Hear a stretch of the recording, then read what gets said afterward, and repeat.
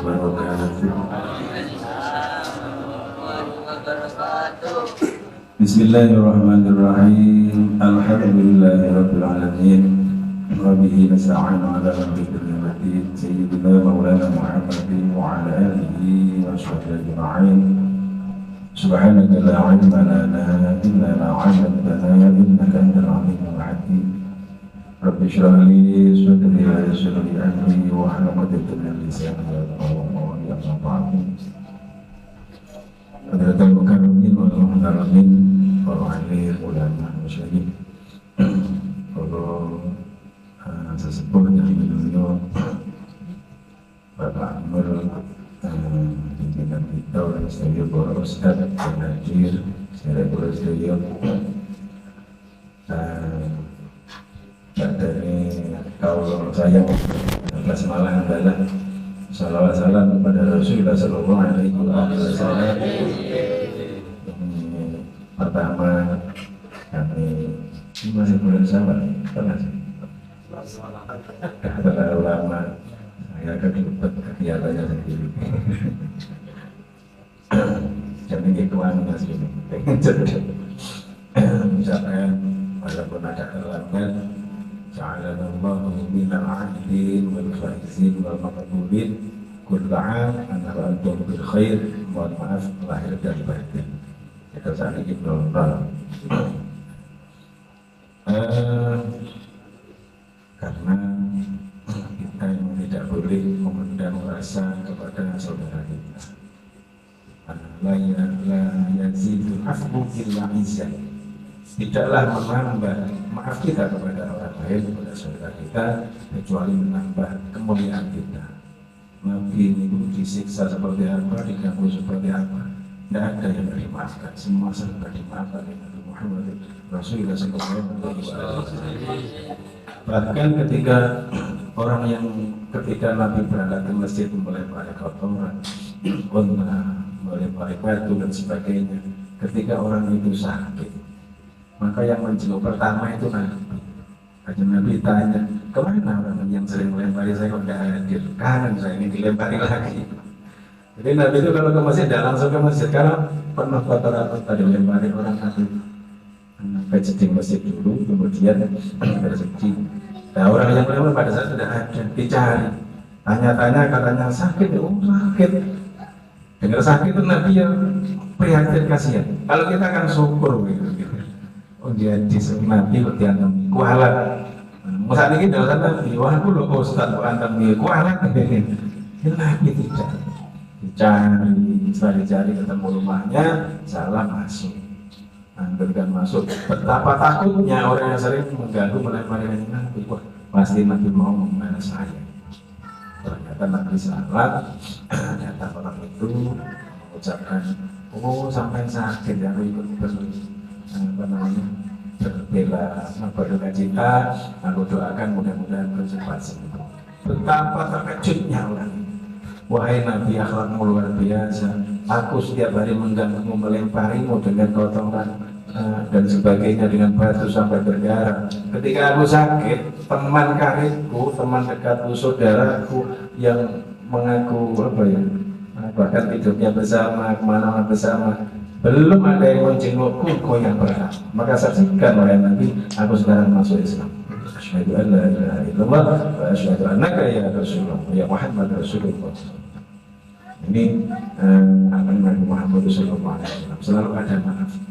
Makanya ketika hari raya itu seyogianya kita sujud syukur, mengibrohkan, kita beribroh, kita ikrar kepada Allah Subhanahu wa taala, ya Allah, pada hari yang suci ini, di awal Syawal, aku berikrar kepadamu ya Allah, semua saudara-saudaraku yang pernah menyakiti aku, mendolimi aku, pernah salah padaku, maka hari ini semua aku halalkan, aku ibrahkan, aku ikhlas, tidak akan ada tuntutan, walaupun nggak melenceng ke rumah saya misalnya.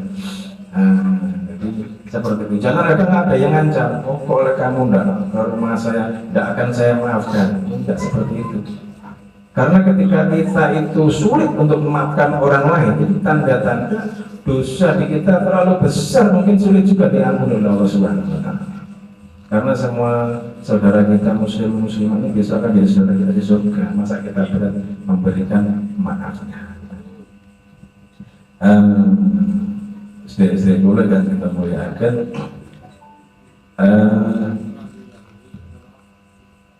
Untuk hari raya Idul Fitri kemarin kita patut memohon bersyukur kepada Allah Subhanahu wa Ta'ala karena kita sudah sempurna masuk mengalami bulan Ramadan. Banyak saudara-saudara kita yang kadang belum Ramadan sudah dipanggil oleh Allah Subhanahu wa Ta'ala. Kadang Ramadan dipanggil oleh Allah Subhanahu wa Ta'ala. Kadang tetangga teman kita yang sehat tidak sakit, ini tetangga saya mau Ramadan sudah siap-siap di tampil masjid, tidak sakit, dipanggil oleh Allah Subhanahu wa Ta'ala. Memang kadang-kadang sakit apa namanya kematian itu kita tidak tahu sebabnya. Mati itu pasti, tapi sebabnya kita tidak tahu. Tempatnya tidak tahu, sebabnya tidak tahu. Itu adalah mati. Tidak harus tua seperti kelapa. Kelapa itu kadang kecil jatuh besar. Kadang yang tua itu tidak jatuh-jatuh keler gitu. Kadang orang tua itu cekatnya, suatu-suatu nggak dipanggil-panggil. Bahkan saya ini pernah punya kakek sampai 116. Dari panggil-panggil ini apa malaikat lali, malaikat lali sampai bikin mati. Karena apa ya itu? Saking tua. Saya kemarin di Ponorogo itu Mbah Zainab itu 125 baru dipanggil Allah Subhanahu wa Ta'ala. Di Grogol itu 91. Tua luar biasa. Dikatakan di dalam Al-Quran la in syakartum la'azidanakum. Demi yakti apa? Seandainya kamu semua mau bersyukur kepada Allah Subhanahu wa Ta'ala, maka akan aku tambah nikmatku. Maka mari kita belajar untuk menjadi orang yang bersyukur. Jangan pernah mengeluh di dunia. Tidak ada kata walah atau apa. Jadi apapun yang ada di dunia ini adalah semua adalah la fa'ila fil mawjud illallah. La fa'ila fil mawjud haqiqatan illallah. Tidak ada yang menata dunia, membuat dunia, melakukan apapun di dunia ini, membuat semuanya, men-setting, memilih semuanya kecuali Allah Subhanahu wa Ta'ala. Tidak ada yang salah. Ketika kita menjemur padi hujan itu tidak salah, yang hujan biar kita sobat, bukan terus. Tapi kadang-kadang ya berat ya menjemur padi terus baru selesai hujan, walah mesti ada gitu kan. Kita belajar apapun yang terjadi itulah yang terbaik, karena itu adalah sudah kehendak Allah Subhanahu wa Ta'ala. Kemudian yang harus kita syukuri siapa yang pertama untuk Allah Subhanahu wa Ta'ala. Yang kedua orang tua. Karena Allah Subhanahu wa Ta'ala meletakkan orang tua itu satu di bawah Allah Subhanahu wa Ta'ala. Maka orang tua itu luar biasa. Anishkurli wali walidayya. Maka tidak ada orang sukses kecuali orang ini berbakti kepada kedua orang tua. Juga tidak ada orang yang sangat celaka kecuali orang ini durhaka kepada orang tua. Tidak ada orang sukses kalau orang tua tidak ada. Bisa kita disurvei. Dari misalnya dari mana? Siapa yang paling berbakti kepada kedua orang tuanya, yang paling birrul walidain pasti kehidupannya lebih dunianya lebih hebat. Itu sudah terjadinya Allah Subhanahu wa Ta'ala. Nah, orang tua itu ada 3. Al-ab salas, yang pertama orang tua alladzi waladaka, orang tua yang melahirkan kita, orang tua kandung. Kemudian orang tua alladzi 'allamaka, orang tua yang mengajari kita ilmu, yaitu guru-guru kita, para ulama kita, itu juga orang tua kita. Yang terakhir alladzi zawwajaka, yang menikahkan kita, mertua. Ketika dengannya ada orang tua kita yang harus kita bersyukur kepadanya, karena itu menjadi jalan nikmat Allah Subhanahu wa Ta'ala. Orang tua kandung kita jadi sebab Allah menjadikan kita. Karena Allah menjadikan sesuatu itu pasti diberi sebab. Kalau ada pertanyaan, apa Allah tidak bisa menjadikan sesuatu tanpa sebab? Hujan ya hujan, tidak usah ada mendung, ya bisa saja, pasti bisa. Tapi semuanya memang Allah menjadikan seperti itu. Wa ja'alna likulli syai'in sababa, ada sebabnya. Mau hujan diberi mendung, mau kaya ya diberi partner bekerja, terus relasinya dan sebagainya, berdoa. Berdoa sambil bekerja, jangan dibalik. Kalau orang umum bekerja sambil berdoa, kita tidak, berdoa sambil bekerja, karena yang penting itu adalah doa. Ada orang yang kerja terus lupa doa, ya akhirnya ya kurang berkah. Dibiarkan oleh Allah menjalani pekerjaan itu kurang berkah, apa? Tidak pernah minta pada Allah. Tapi kita berdoa malam, kemudian besok kita bekerja itu untuk apa istilahnya madai doa kita tadi malam. Itu pekerjaan. Kalau orang tua kita sudah meninggal dunia bagaimana? Ziarah makamnya. Man zara qabra walidayhi fi kulli jum'atin marratan kutiba barak wa ghufirat dzunubuh. Orang yang menziarah kuburnya orang tuanya minimal 1 Jumat itu 1 kali. Kalau tidak bisa hari Jumat, 1 hari sebelum atau sudah Jumat. Kalau tidak bisa, sebisanya. Nanggungnya Ahad, Minggu ya Ahad dan sebagainya. Maka orang itu kutiba barak, dicatat orang yang berbakti kepada kedua orang tua.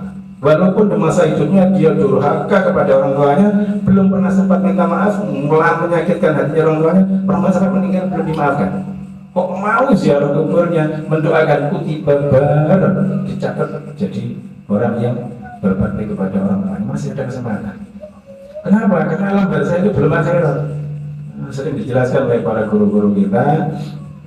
Orang-orang kritikus yang mengatakan orang mati tidak bisa didoakan, doa orang itu tidak sampai pada orang mati, itu salah besar. Hadis-hadis yang dipakai itu adalah hadis-hadis yang menerangkan tentang akhirat. Padahal alam barzah bukan akhirat dan belum akhirat, masih jauh lebih panjang dari dunia. Dikatakan di Al-Quran itu wa min wara'ihim barzakhun ila yaumi yub'atsun. Jadi di alam barzah itu menunggu penantian ila yaumi yub'atsun, pada hari kebangkitan. Hari kebangkitan apa? Yaumul akhir, yaumul akhirat. Jadi alam barzah, alam kubur itu masih bisa menerima doa. Maka kalau ada hutang di alam kubur masih bisa disauri, masih sambung. Kenapa? Belum akhirat. Makanya kalau ada orang meninggal dunia ditanya dulu ada hutang enggak, jangan terbesar dibagi warisnya, haram, enggak boleh ya. Cukupi dulu hutangnya. Karena apa? Kalau belum hutangnya ini belum dilunasi, masih di penjara gitu, belum ditahaleni, dipengkot, belum dilepaskan. Nah, maka ketika ada orang meninggal, Nabi tanya dulu, punya hutang enggak? Punya, aku enggak ikut nyolati. Bukan apa dan apa, karena kasihan orang. Bukan tidak boleh menyolati orang punya hutang, boleh. Tapi Nabi seperti itu motivasi agar jangan sampai orang yang sudah meninggal itu punya tanggung. Wah, tapi saya nanggung. Ya kalau saya nanggung, aku ikut mensolati, aku jadi. Nah, maka penting ketika pemberangkatan jenazah itu dipamitkan. Kadang ada saudara kita di luar sana yang kumpul persempatan harus dipamitkan. Bagaimana kaitannya dengan hutang dan sebagainya ini? Kalau belum diligerkan, dilimpahkan kepada orang, ini masih tanggungannya. Tapi kalau sudah dilimpahkan, tidak punya tanggungan. Nanti yang punya hutang, hutangnya silakan diurus pada keluarganya. Ini sudah bebas, tidak di penjara lagi. Nah, itu. Jadi termasuk itu dicatat jadi bareng orang yang birrul walidain, kemudian waghfirat untuk diampuni segala dosa-dosanya. Orang yang paling tinggi derajat dari sisi Allah adalah orang yang sudah diampuni dosanya. Kalau kita ingin daftar, aku ingin daftar orang yang tidak punya dosa aja lah, tidak bisa, tidak ada. Yang maksum hanya Nabi Muhammad SAW, lainnya tidak ada. Nabi sudah bersabda, kita sudah kedahuluan sabda Nabi Muhammad SAW, kullu bani Adam khata'un wa khairul khata'in at-tawwabun. Semua anak Adam itu berdosa, sebaik-baik orang berdosa tawwabun, yang cepat-cepat sering taubat, beristighfar, mengampun kepada Allah Subhanahu wa Ta'ala. Mudah-mudahan segala dosa kita kepada Allah Subhanahu wa Ta'ala diampuni, sesama kita diampuni, sehingga kita ke depan dijadikan kertas seperti kertas kosong ini. Mari kita isi dengan istiqomah, termasuk aurat, Rabbul Hadan dan sebagainya. Mudah-mudahan kita diberkahi oleh Allah, diberkahi kanjeng Nabi, ahli bait kanjeng Nabi, dan semua para ulama, sehingga kehidupan kita menjadi barokah di dunia wal akhirah. Terima kasih. Saya akhiri. Assalamualaikum warahmatullahi wabarakatuh.